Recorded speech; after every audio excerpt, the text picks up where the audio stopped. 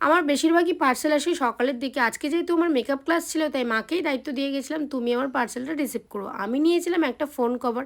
এরকম ধরনের phone cover আমার তো বেশ ভালো লাগে। যদি তোমাদের লিঙ্ক লাগে অবশ্যই আমাকে জানিও, আমি লিঙ্ক দিয়ে দেবো। আর খুব নরম জানো তো, প্রায় টেকসই অনেক দিন হবে ব্যাপারটা, আমি যতদূর বুঝছি। আর তারপরে আমি ব্যাগ গোছাচ্ছিলাম। আমি এই ব্যাগটা মেকআপে নিয়ে যেতাম, তারপরে ব্যাগ চেঞ্জ করেছি। এটা আমি কিনেছি এসপ্ল্যানেড থেকে মাত্র 100 টাকা দিয়ে। আর অনেকটা জায়গা ধরে জানো তো, আমার তো প্রায় অনেক বেশি জায়গা লেগেছিলো, কারণ আমি খুব অল্প সংখ্যক জিনিস নিয়ে গেছিলাম। ডায়েরি, আমার কয়েকটা দরকারি জিনিসপত্র, টিফিন আর বোতল।